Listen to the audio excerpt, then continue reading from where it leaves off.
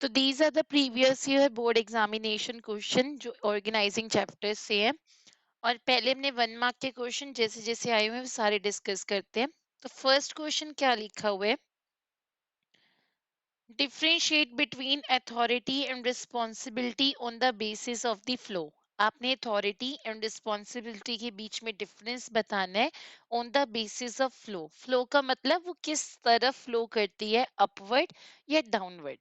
अगर मैं अपनी पावर की बात करूं या अथॉरिटी की बात करूं, वी ऑल नो दैट कि पावर किसके पास होती है, जो पर्सन ऊपर होते हैं। और वो पावर एक्सरसाइज किसके ऊपर करते हैं, हमेशा जो पर्सन उससे नीचे होते हैं। तो अगर मैं अथॉरिटी के फ्लो की बात करूं तो अथॉरिटी हमेशा क्या करता है, एक सुपीरियर अपने सबऑर्डिनेट पे लगाता है।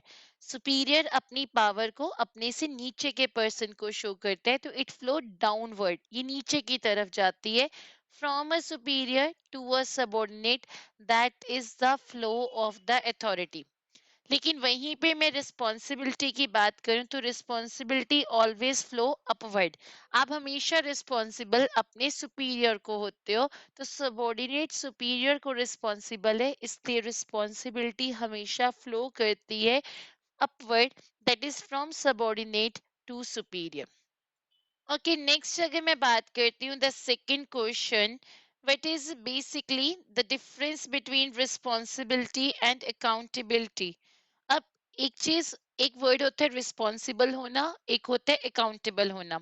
अकाउंटेबल होने का मतलब होता है जवाबदेह, मतलब आपने उस चीज के लिए आप रिस्पॉन्सिबल हो। Responsibility is another thing, responsible होना is another thing.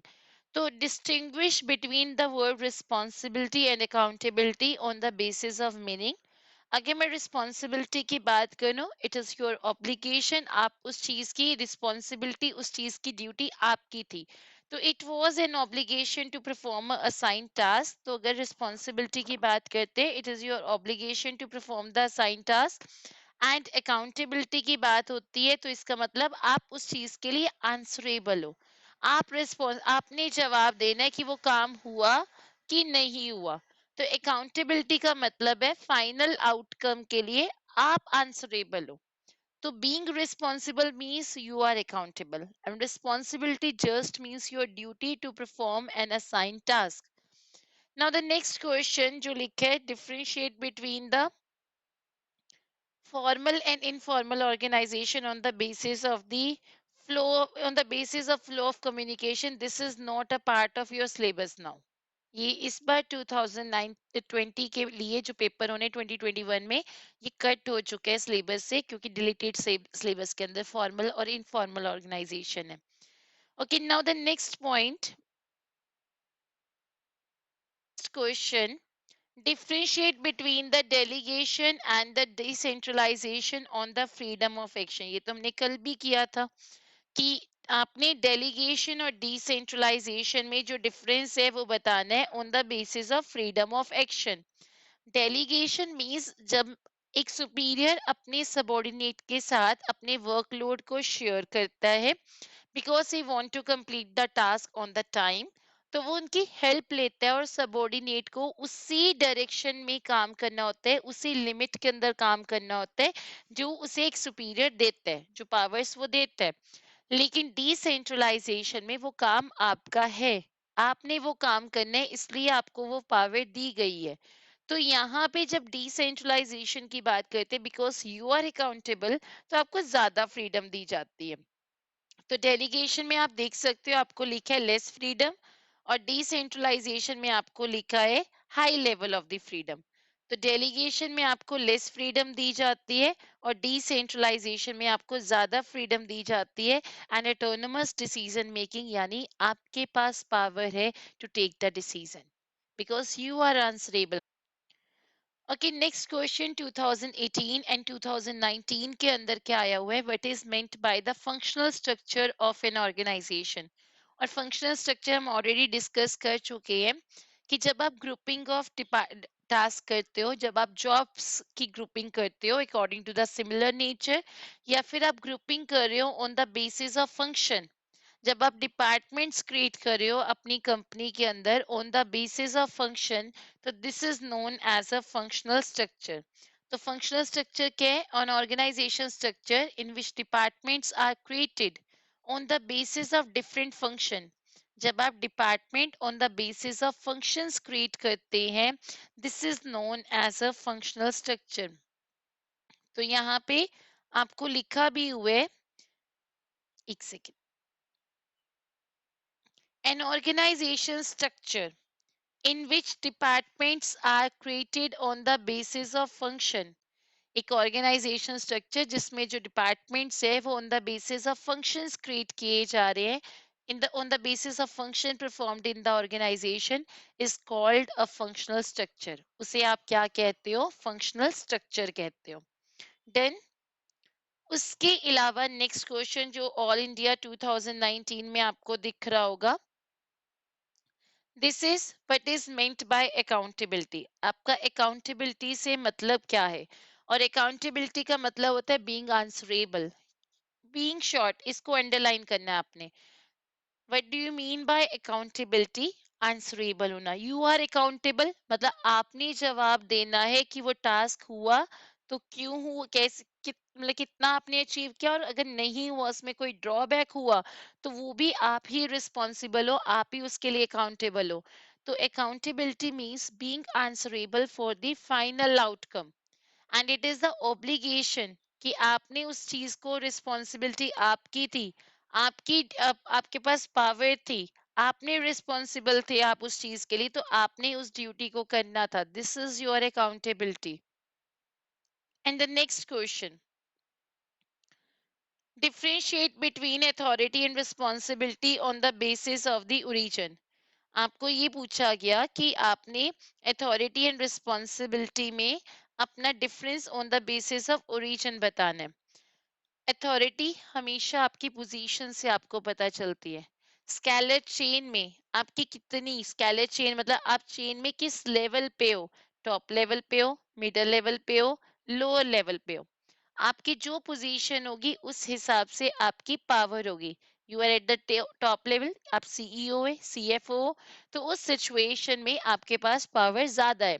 Lower level के पास पावर्स उतनी ही कम है। तो स्केलर चेन में जो आपकी जॉब पोजीशन है, वहीं से आपकी पावर क्या होती है, ओरिजिनेट होती है, वहीं से स्टार्ट होती है। बट अगर मैं बात करूं रिस्पॉन्सिबिलिटी की, तो व्हाट इज रिस्पॉन्सिबिलिटी? मतलब अगर आपको पावर दी गई है, तो किसी टास्क को करने के लिए दी गई है, तो it arises from the delegated authority. आपको डेलीगेट की गई, ट्रांसफर की गई अथॉरिटी, एंड साथ ही साथ आपको बताया गया what is your work, what is your responsibility. तो रिस्पॉन्सिबिलिटी हमेशा अराइज होती है आपकी डेलीगेटेड अथॉरिटी से। ओके, नेक्स्ट क्वेश्चन आपको बोला गया है, आपने डिस्टिंग्विश करना है अथॉरिटी एंड रिस्पॉन्सिबिलिटी में on the basis of, sorry, responsibility and accountability में on the basis of delegation. This is all India 2019 2019 यानी 2 years बैक, आपके लिए 1 year बैक। लेकिन अगर आप 2021 में पेपर दे के देने जाओगे, तो आपके लिए 2 years बैक कौन सा क्वेश्चन आया था? Distinguish between responsibility and accountability on the basis of delegation. मतलब डेलीगेशन का मतलब आपको क्या बताया हुआ है? मीन्स ट्रांसफर करना। डेलीगेशन का मतलब क्या है? ट्रांसफर करना। और आपको पूछा जा रहा है कि रिस्पॉन्सिबिलिटी और अकाउंटेबिलिटी को आपने ट्रांसफर के बेसिस पे, डेलीगेशन के बेसिस पे आपने डिफरेंशिएट करना है। रिस्पॉन्सिबिलिटी एंड मतलब कि अकाउंटेबिलिटी, रिस्पॉन्सिबिलिटी आप कभी भी पूरे तरीके से डेलीगेट नहीं कर सकते हो, ट्रांसफर नहीं कर सकते हो। मतलब अगर मैं किसी को ड्यूटी देती हूँ अपनी, तो मैं पूरी ड्यूटी अपनी ट्रांसफर नहीं कर सकती। तो responsibility can not be delegated entirely. But accountability की बात करें तो it can not be delegated at all. Accountability, अगर मैं रिस्पॉन्सिबल हूँ, अब मैं तुम्हें इसका एक एग्जांपल लेके समझाती हूँ। मेरे को मैं क्लास में सपोज पढ़ा रही हूँ, एंड सडनली एक आती है मेट, और वो मुझे कहती है कि प्रिंसिपल मैम ने कहा है कि ये लिस्ट बना के आप दे दो। मैं क्लास में लेक्चर ले रही हूँ, और मुझे वो लिस्ट भी बनानी है और विद इन द पीरियड मुझे ये देनी भी है लिस्ट। अगर मैं लिस्ट बनाने पे जाती हूँ तो मैं अपना लेक्चर कंटिन्यू नहीं कर पाऊंगी। तो मैंने वन ऑफ द स्टूडेंट को बोला कि बेटा आप ये लिस्ट बना दो, ठीक है, और मुझे पीरियड के एंड होने पे आप ये दे देना, बच्चों के नेम लिख के दे दो, बाकी मैं काम खुद कर लूंगी। क्योंकि कुछ चीजें हमारे लिए कॉन्फिडेंशियल होती है, हम पूरा उनको नहीं दे सकते, बट नेम लिखने का थोड़ा सा टास्क हम अपना सेव करना चाहते हैं टाइम, तो हमने उस बच्चे को सिर्फ अपना बर्डन कम करने के लिए वो नेम दे दिए लिखने के लिए। तो मैंने अपनी ड्यूटी को पूरा डेलीगेट नहीं किया, मैंने उतना डेलीगेट किया जितना मैं कर सकती थी, जितनी मेरी पावर मुझे अलाउ कर रही थी। अब मुझे क्या पता प्रिंसिपल मैम ने कोई और डाटा लिखने के लिए कहा हो, वो मे बी मैं कॉन्फिडेंशियल हो तो मैं नहीं दे सकती। तो उस सिचुएशन में मैंने अपनी जो रिस्पॉन्सिबिलिटी है उसे डेलीगेट ट्रांसफर तो किया, बट एंटायरली पूरे तरीके से नहीं किया। कुछ ना कुछ काम तो मुझे भी करना पड़ेगा, चेक करना है या फिर कुछ और करना है। तो you can not delegate your responsibility entirely, but accountability. अब वो लिस्ट गलत बन जाए, उस लिस्ट में कुछ इंफॉर्मेशन मतलब कि गलत लिखी जाए, ऑल दो वो बच्चे ने लिस्ट बनाने में हेल्प की है मुझे, बट प्रिंसिपल मैम के सामने कौन रिस्पॉन्सिबल होगा, कौन अकाउंटेबल होगा, कौन आंसरेबल होगा? Only me. तो यहाँ पे अकाउंटेबिलिटी तो आप किसी भी सिचुएशन में डेलीगेट नहीं कर सकते, it can not be delegated at all, ये डेलीगेट हो ही नहीं सकती। रिस्पॉन्सिबिलिटी फिर हो जाती है लेकिन अकाउंटेबिलिटी नहीं होती है। डन। और यहाँ पे ना ये गलत लिखा हुआ है इन्होंने बुक में, differentiate between the formal and informal, ऊपर रिस्पॉन्सिबिलिटी एंड अकाउंटेबिलिटी है, नीचे फॉर्मल एंड इनफॉर्मल लिख के डिफरेंस, तो फिर आप रिस्पॉन्सिबिलिटी और अकाउंटेबिलिटी का लिख रहे हो, तो ये थोड़ा सा गलत था, पब्लिशिंग गलत की गई थी। ओके नेक्स्ट आ जाओ। नेक्स्ट क्वेश्चन आपको लिख के दिया हुआ है, give the meaning of decentralisation and C. ये कितनी बार बोर्ड एग्जाम में आया हुआ है? 2018 all India, 2016 and foreign 2016, two times तो एटलीस्ट आया हुआ है, और इसके अलावा भी काफी ईयर्स में आया हुआ है, इसमें लिखा नहीं हुआ। डिसेंट्रलाइजेशन डेलीगेशन का मीनिंग, इनकी इंपॉर्टेंस बोर्ड में बहुत बार आती है। अब डिसेंट्रलाइजेशन है क्या? सिस्टमेटिक एफर्ट जिसमें हम अपनी पावर्स को ट्रांसफर करते हैं टू द लोएस्ट लेवल। और यहाँ पे कुछ चीजें क्या होती है, आप सिलेक्टिव, मैंने आपको फर्स्ट डे भी बताया था what is decentralisation, selective dispersal of authority, selective dispersal of authority to the lowest level. कुछ चीजें हम डेलीगेट कर सकते हैं, कुछ चीजें नहीं कर सकते। सेंट्रलाइजेशन का मतलब होता है डिसीजन मेकिंग पावर अपने हाथों में रखना, डिसेंट्रलाइजेशन का मतलब होता है उस डिसीजन मेकिंग पावर को लोएस्ट लेवल तक transfer, nearest to the point of action तक ट्रांसफर कर देना। तो जब आप सिलेक्टिव डिस्पर्सल ऑफ अथॉरिटी करते हो, मीन्स आप चूज करते हो कि कौन सी डिसीजन मेकिंग पावर आप शेयर कर सकते हो, कौन सी नहीं, ताकि डिले ना हो डिसीजन मेकिंग में। That is the concept of the decentralisation. Next question, case study. और केस स्टडी का पहला रूल हमने क्या किया है, हमेशा नीचे से पढ़ना है। तो ये केस स्टडी यहाँ से शुरू हो रही है बट यहाँ तक गई और एंड में ये रहा, आइडेंटिफाई द स्टेप, स्टेप, और ऊपर लिखा हुआ है while doing so Ramit has performed a step in the process of one of the function of management। चलो यहाँ तो हमें पता है कि हम ऑर्गेनाइजिंग चैप्टर करें तो ऑर्गेनाइजिंग का ही स्टेप है, बट बोर्ड एग्जाम में तो हमें ये भी आइडेंटिफाई करना पड़ेगा कि फंक्शन कौन सा है। दैट इज प्लानिंग है, ऑर्गेनाइजिंग है, स्टाफिंग है, डायरेक्टिंग है, कंट्रोलिंग है। पहले तो 5 प्रोसेस में से प्रोसेस ढूंढने हैं। फिर आपने ये भी ढूंढना है कि उसमें से कौन सा स्टेप किया गया है। एंड यहाँ पे अगर आप केस स्टडी ध्यान से पढ़ोगे तो आपको आइडेंटिफाई भी हो जाएगा कि ऑर्गेनाइजिंग है, प्लानिंग है, स्टाफिंग है, डायरेक्टिंग है या कंट्रोलिंग है। आइडेंटिफाई करने से पहले मैं बता देती हूँ, प्लानिंग में हमेशा आप क्या करते हो, यू डिसाइड इन एडवांस। आप हमेशा, आपको ऐसा नजर आएगा केस स्टडी के अंदर कि they are thinking of the various alternatives, वो इस तरीके से भी टारगेट अचीव कर सकते थे, वो इस तरीके से भी टास्क को कर सकते थे। तो that is the concept of the organise, that is the concept of planning. Organising में ना आपको ऐसा शो हो रहा होगा कि आप ना पर्सन्स को इंचार्ज बना रहे हो, आप authority and responsibility relationship create कर रहे हो, आप ग्रुपिंग ऑफ जॉब कर रहे हो, आप ये डिसाइड कर रहे हो who will do a particular task. तो this will be the concept of the organising. Then आप बात करते हो स्टाफिंग की, तो यहाँ पे पर्सन्स को ढूंढा जा रहा है। जो पोजीशन तो ऑर्गेनाइजिंग ने क्रिएट कर ली, आपने ये डिसाइड कर लिया who will do a particular task. अब स्टाफिंग में आपने क्या करना है, आपने सर्च करना है फॉर द प्रोस्पेक्टिव एम्प्लॉय, आपने उनको सिलेक्ट करना है। And sometimes you need to train the workers, क्योंकि चेंजेस होते रहते हैं, नई टेक्नोलॉजी आती रहती है, तो आप पुराने लोगों के उनकी थ्योरी से नहीं चल सकते, आपको उनको अपडेट करना पड़ता है, तभी आपकी ऑर्गेनाइजेशन सरवाइव करेगी। तो स्टाफिंग में आपको ऐसा शो होगा कि लोगों को अपॉइंट किया जा रहा है, सिलेक्शन किया जा रहा है, ट्रेनिंग दी जा रही है, उन्हें रिक्रूट किया जा रहा है, रिक्रूट मींस उन्हें सर्च किया जा रहा है। एंड उसके बाद डायरेक्टिंग में आपको ऐसा शो होगा केस स्टडी के अंदर कि उनके मोटिवेशन है जिससे उसकी परफॉर्मेंस पे पॉजिटिव इम्पेक्ट आ रहा है। कम्युनिकेशन, उनसे बातचीत हो रही है, बातचीत में प्रॉब्लम आ रही है, बातचीत बहुत सही ढंग से हो रही है, कुछ ऐसा होगा।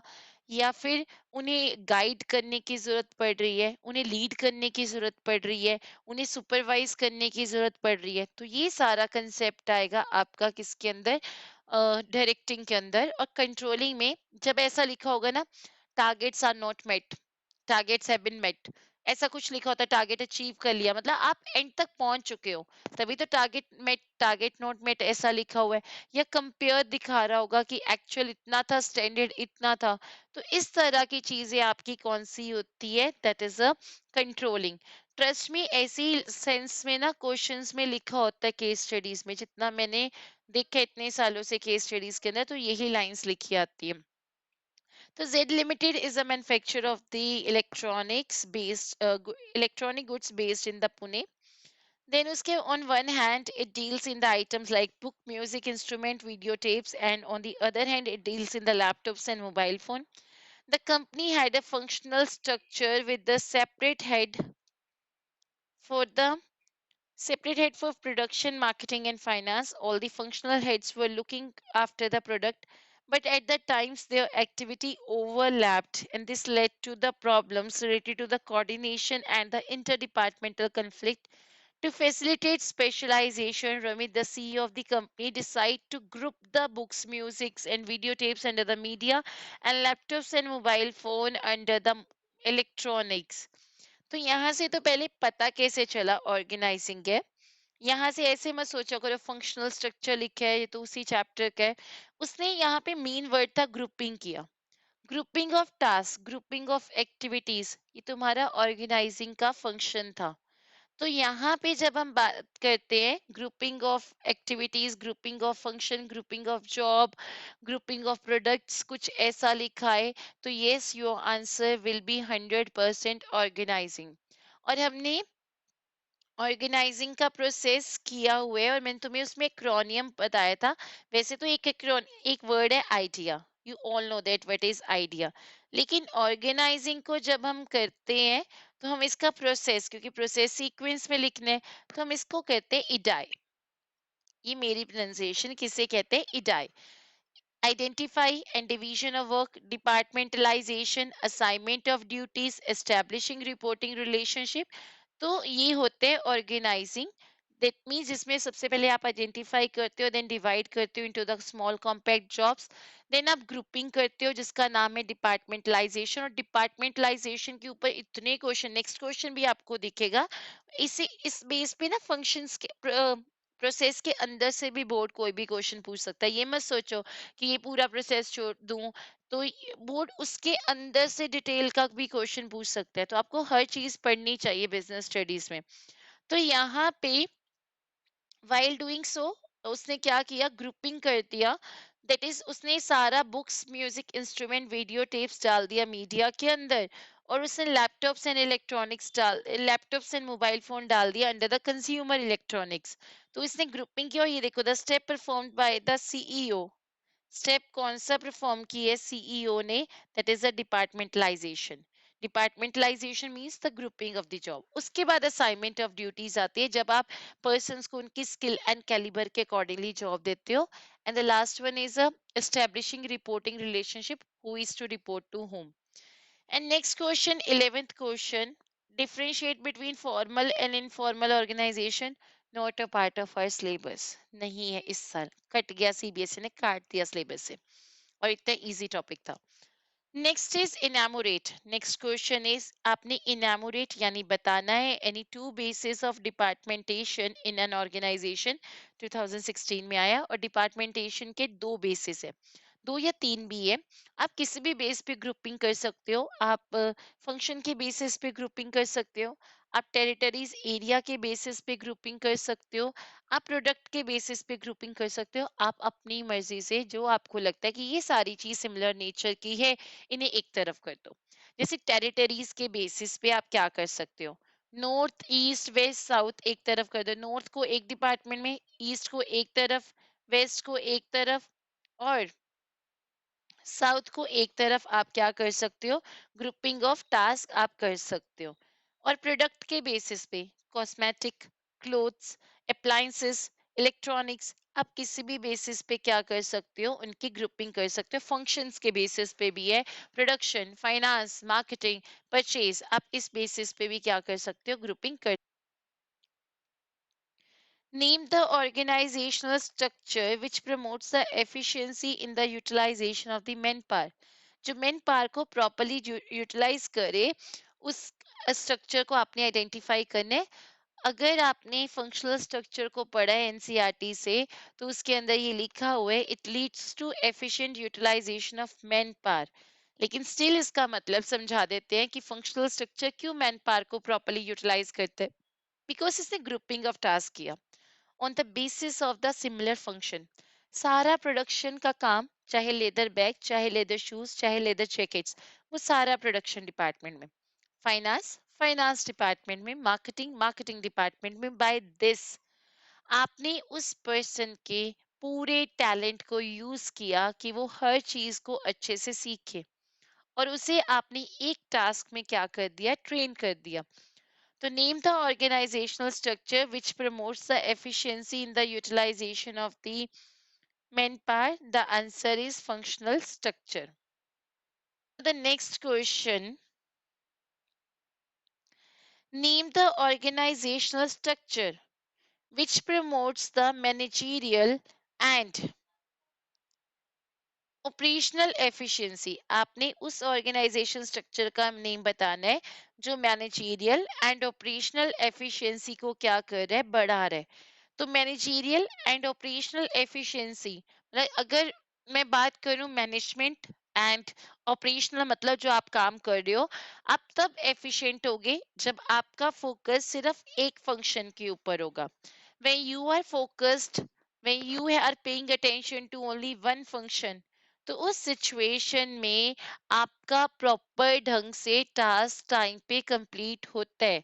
और एक ही फंक्शन पे फोकस करना is just a task of the is just like a concept of the functional structure.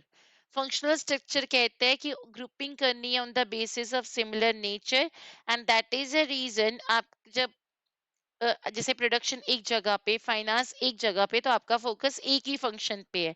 तो उस वे से फंक्शनल स्ट्रक्चर आपको मैनेजरियल एंड ऑपरेशनल एफिशिएंसी को इंक्रीज करने में क्या करते हैं, हेल्प करते हैं। एक मिनट, क्वेश्चन कंप्लीट कर लेते हैं। Now the next question is give the meaning of responsibility as an element of the delegation. Responsibility क्या होता है? Responsibility means your obligation, obligation to perform a task, to perform the duty. जब आप मतलब कि आपकी obligation है कि आपने ये ड्यूटी करनी है, that means your responsibility आपकी शो की जा रही है। Responsibility means your duty. तो यहाँ पे give the meaning of responsibility as an element of delegation. It is the obligation of a subordinate to perform the assigned duties properly. Now give the meaning of authority as an element of the delegation. आपने authority का meaning बताना है as a element of delegation. Authority means the right of an individual. Authority होती क्या है? आपका right है। right किस चीज का? command, किसी को order देने का। तो authority refers to the right of an individual to command his subordinate and to take the action within the scope of his position, कि वो अपनी पोजीशन के स्कोप, जो उसको पावर है, जो उसकी पोजीशन है, उस पोजीशन के अंदर उसको क्या पावर दी गई है। This is the concept of the delegation of authority. तो यहाँ पे अथॉरिटी क्या है? It is a right of an individual to command his subordinate and to take the action with in the scope of his position as a element of delegation.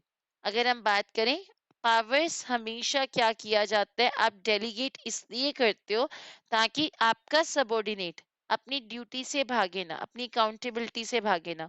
Simple सा आप याद कर लो, what is authority? It is a right to command your subordinate. What is authority? It is a right to command your subordinate and to take the action within the scope of your position. आपकी जो position है उसमें जो आपको power दी गई है आप उसे यूज कर सको, this is your authority. Give the meaning of accountability as a element of delegation. आपने accountability का मीनिंग बताना है as a element of the delegation. तो accountability का मतलब क्या है? It means being answerable. Accountability का मीनिंग क्या है कि आपने आंसरेबल होना है। और आंसरेबल किसके लिए? अपने फाइनल आउटकम के लिए कि वो टास्क हुआ, तो अगर नहीं हुआ तो क्यों नहीं हुआ। और कभी भी ना आपकी अकाउंटेबिलिटी को आप प्रॉपरली डेलीगेट नहीं कर सकते हो, नेवर। आप जवाब दे हो, आप आंसरेबल हो, आप अपनी जगह किसी और को नहीं खड़ा कर सकते कि वो टास्क क्यों नहीं हुआ। You are answerable, you have to give the answer. तो यहाँ पे it can not be delegated at all. एक पर्सन हमेशा अपनी जॉब के लिए हमेशा क्या होते हैं, रिस्पॉन्सिबल या अकाउंटेबल होता ही होता है। इनफ इतना याद करना। उसके बाद next question, see this is again one of the important और कंपार्टमेंट 2015 और दिल्ली 2015 यानी मेन पेपर में आया हुआ है। एंड सेम क्वेश्चन अगर हम बात करें उसकी और फॉर्म में, ये कंपार्टमेंट 2015 में भी क्वेश्चन आया हुआ है। तो क्वेश्चन है क्या, दोनों हम रीड कर लेते हैं। तो फर्स्ट फॉर्म जो 2015 दिल्ली बोर्ड में आई थी, alliance limited is engaged in manufacturing plastic buckets. The objective, sorry मैंने यहाँ पे केस स्टडी गलत तरीके से रीड की। कभी भी केस स्टडी आप ऊपर से पढ़ोगे ना तो आपको हमेशा लगेगा आप अरे आप पढ़ क्यों रहे हो ये केस स्टडी। तो always read the case study from below, जहां से वो क्वेश्चन लिखा हो। तो आपको थोड़ा इजी हो जाता है टू अंडरस्टैंड कि वो क्वेश्चन किस वे में कहाँ से कह रहे हैं। तो अलायंस लिमिट आपको कहा गया है आइडेंटिफाई, हमेशा नीचे से रीड करो, function of management discussed above. Otherwise आपको पता क्या लगेगा, आप केस स्टडी रीड कर रहे हो, नो प्रॉब्लम, गलत नहीं है, पर आप रीड क्यों कर रहे हो? आपको पता तो होना चाहिए कि आपको आइडेंटिफाई क्या करना है, वो वेस्ट हो जाएगा आपका 2 मिनट या 3 minute. And which is very important, paper में एक एक मिनट आपके लिए, एक एक सेकंड आपके लिए इंपॉर्टेंट है, तो डोंट वेस्ट, आप शुरू से रीड करो। Identify the function of the management, और फंक्शन क्या है? जैसे आपने ये लाइन रीड की, आपके माइंड में ऑन द स्पॉट आंसर आना चाहिए कि क्या क्या इसके पॉसिबल आंसर है। Planning, organising, staffing, directing, controlling. मेरे 5 फंक्शन होते हैं, प्लानिंग होता है, ऑर्गेनाइजिंग होता है, स्टाफिंग होता है, डायरेक्टिंग होता है, कंट्रोलिंग होता है। तो प्लानिंग बेसिकली कैसे आंसर बनेगा या ऑर्गेनाइजिंग कैसे बनेगा, बताया है मैंने अभी कि अगर आप एडवांस में कुछ सोचते हो, thinking function is your planning. Who is responsible for a task, who is accountable, this is a basically your organizing. Then recruiting the employees, searching for employees, then selecting them, giving them training is a concept of the that is a staffing. Then guiding them, motivating them, supervising them, leading them, communicating with them is a concept of the directing. And controlling them when the task is not achieved, when the targets are not met, so that is the concept of the controlling. तो यहाँ पे अब हम read करते हैं, Alliance Limited is engaged in manufacturing plastic buckets. The objective of company is to manufacture 100 buckets a day. To achieve this, the effort of all the department are coordinated and interlinked, and authority and responsibility relationships are established among the various job position. अगर आपको organising का meaning और NCERT से आपने पढ़ा है तो आपको पता है कि ऑर्गेनाइजिंग फंक्शन कौन से, in which authority and responsibility relationships are created. दूसरी चीज, आपने ऑर्गेनाइजिंग का प्रोसेस पढ़ा है, identification and division of work, उसके बाद departmentalisation, third one is your that is assignment of duties, and fourth one is you are establishing the reporting relationship. Establishing the reporting relationship में line लिखी है कि clarity होती है who is to report to whom. The answer is organizing. उसके अलावा see, To make the annual function of a school successful, the principal of the school divided the activities into the task group. यहाँ पे भी identify the function ही था, क्योंकि मैंने कहा था दोनों सेम क्वेश्चन ही आए थे, तो मैंने नीचे से रीड नहीं किया, बट स्टिल अपनी सेफ्टी के लिए हमेशा नीचे से पढ़ा करो, identify the function. Again planning, organising, staffing, directing, controlling से हो सकते हैं। To make the annual function of a school successful, the principal of the school divided all the activities into task group, each dealing with the specific area like rehearsal, decoration, stage management, refreshment, etc. And each group was placed under the overall supervision of a senior teacher. अब यहाँ पे आपको identify करना है function. अब organising में और planning में एक बहुत बड़ा डिफरेंस है। प्लानिंग डिसाइड करता है what to do and how to do. What to do means आप करना क्या चाहते हो, what is your end. How to do, how will you do that task means what, मतलब वे, आपका वे क्या है उस टास्क को कंप्लीट करने का।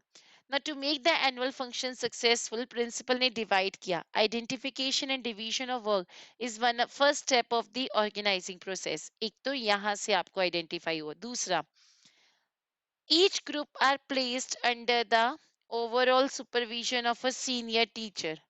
हर चीज को आपने सीनियर टीचर के अंदर प्लेस कर दिया, मीन्स असाइनमेंट ऑफ ड्यूटीज। दूसरी चीज, who will do a particular task, आपने जब सीनियर टीचर्स के अंडर प्लेस किया, you all know that each group, मतलब आपने रिहर्सल को एक टीचर को दे दिया, डेकोरेशन एक टीचर को दे दिया, स्टेज मैनेजमेंट। अब स्कूल के टीचर्स का ये काम नहीं है, बट आपने स्टिल उनको काम दिया और आपने बताया who will do a particular task, कौन कौन सा काम करेगा, आपने ऑर्गेनाइज किया। तो this is the function of organising. यहां से आइडेंटिफाई होता है कि ये फंक्शन कौन से organise. Okay, next 19th number पे क्वेश्चन है, आइडेंटिफाई, केस स्टडी का पहला असूल नीचे से रीड करो। Identify the type of organisational structure described above. Himalaya limited is engaged in manufacturing of the washing machine। Structure में हमेशा प्रोडक्ट देखो, सबसे पहले वॉशिंग मशीन है, एक ही प्रोडक्ट दिख रहा है। The target of the organization is to manufacture 500 washing machines a day। There is a occupational specialization in the organizational structure which promotes efficiency of the employee, no duplication of effort। सारी चीजें किसकी तरफ indicate कर रही है? पहली चीज washing machine, single product. दूसरी चीज ऑक्यूपेशनल स्पेशलाइजेशन, यानी जो काम करे हो उसी के ऊपर फोकस। तीसरी चीज ऑपरेशनल एंड मैनेजरियल एफिशिएंसी। चौथी चीज नो डुप्लीकेशन ऑफ एफर्ट, जो जो काम करे, प्रोडक्शन एक ही जगह पे, फाइनेंस एक ही जगह पे, मार्केटिंग एक ही जगह पे। कौन सा आंसर हुआ? Functional structure. Clear, functional structure में हमेशा आप एक ही प्रोडक्ट में क्या करते हो, डी प्लस फंक्शनल स्ट्रक्चर में क्या होता है, आपको कोई भी डुप्लीकेशन ऑफ एफर्ट नहीं होता है, क्योंकि एक ही जगह पे सारा काम हो रहा है ना, प्रोडक्शन का एक ही जगह पे, फाइनेंस का एक ही जगह पे, मार्केटिंग का एक ही जगह पे, तो नो डुप्लीकेशन ऑफ एफर्ट। और देखो जहां पे वर्ड ऑक्यूपेशनल स्पेशलाइजेशन, कहीं नोट कर लो, जहां पे वर्ड आपको ऑक्यूपेशनल स्पेशलाइजेशन नजर आ गया ना, your answer will be functional structure. और जहां पे प्रोडक्ट स्पेशलाइजेशन लिखा आ गया, वहां पे divisional structure. Okay, next question. What is meant by divisional structure of an organization and state its two advantages?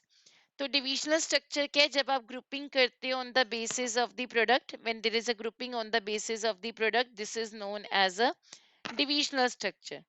तो जब बेस आपने division on the basis of product लगाया है, तो this is your divisional structure.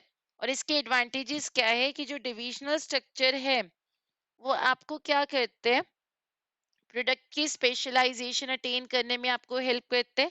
तो divisional structure से आती है आपके पास प्रोडक्ट स्पेशलाइजेशन। और दूसरी चीज, आपके लिए अपने बिजनेस को एक्सपैंड करना इजी होता है, because without disturbing the existing one, आप क्या करते हो, अपनी न्यू लाइंस ऑफ बिजनेस को ऐड कर सकते हो। तो इससे क्या होता है, आपकी फ्लेक्सिबिलिटी भी प्रमोट होती है, means you can easily modify your area of operation. And next one जब हम बात करते हैं, नेक्स्ट क्वेश्चन जो आपको लिखे, limitation of informal organization not a part of our syllabus। Formal organization, not a part of our syllabus. Define organising as a function, तो आप कोई भी डेफिनेशन कर सकते हो, अपनी एनसीईआरटी अपनी बुक से कुछ भी कर सकते हो. डिफाइन ऑर्गेनाइजिंग जो यहाँ पे लिखे 2014 एंड 13 में क्वेश्चन आया है. Organising is a function of management जो कोऑर्डिनेट करता है सारे रिसोर्सेज को, चाहे ये फिजिकल रिसोर्स है, फाइनेंशियल है, ह्यूमन रिसोर्स है, और ये स्टैब्लिश करता है कि इस तरह से रिसोर्सेज के बीच में रिलेशनशिप क्रिएट करते हैं कि वो बेसिकली क्या करते हैं, अपने गोल्स को अचीव करते हैं. इस तरीके से कोऑर्डिनेट करते हैं कि उन सब में कैसा रिलेशनशिप क्रिएट होता है कि they are able to achieve the goals of the organisation. Okay, next question. Next question में आपको बोला है define organisation as a structure. Oh no, इससे पहले distinguish between functional structure and divisional structure on the basis of formation. जो functional structure होता है वो क्रिएट होता है on the basis of function. जो डिविजनल स्ट्रक्चर है वो क्रिएट होता है on the basis of product line, और उसके बाद उसे फंक्शनल स्ट्रक्चर क्या करते हैं, सपोर्ट करते हैं. तो functional structure is formed on the basis of function. Divisional structure is formed on the basis of the product line. Define organisation as a structure. Organisation structure का मतलब होता है वो फ्रेमवर्क जिसमें हम क्या करते हैं, अपने managerial and operating task perform करते हैं. ये बहुत ज्यादा इंपॉर्टेंट डेफिनेशन है. The framework in which managerial and operating task, मतलब जब आप बताते हो ये इस जगह पे काम होना है, मैनेजरियल मतलब ऐसे मैनेज करना है, यहाँ ये काम होना है, यहाँ ये काम होना है, यहाँ पे प्रोडक्शन होनी है, यहाँ फाइनेंस होना है, यहाँ मार्केटिंग होना है. आप डिफरेंट डिफरेंट एरियाज में बताते हो जो जिस फ्रेमवर्क में ये सारे मैनेजरियल एंड ऑपरेशनल टास्क होते हैं, that is known as a organisational structure. Now the next question आपने सुटेबिलिटी बतानी है. Organise functional structure of organising की कंपार्टमेंट 2014 का क्वेश्चन है. तो फंक्शनल स्ट्रक्चर की सुटेबिलिटी क्या है? फंक्शनल स्ट्रक्चर क्या करता है, इट इज मोस्ट सुटेबल जहाँ पे आपका जो, अगर हम बात करते हैं साइज ऑफ ऑर्गेनाइजेशन लार्ज है, ये और इवन वो डिवर्सिफाइड एक्टिविटीज यानी वो प्रोडक्शन फाइनेंस मार्केटिंग सब कुछ कर रहे हैं. एंड ऑपरेशन जो टास्क हो रहा है it require high degree of specialisation, मतलब there is a need of occupational या functional specialisation. And the last question, as you can see, state any one advantage of formal organization. The formal organization, informal organization is not a part of our syllabus now. तो formal और informal organization के questions आपने नहीं करने हैं.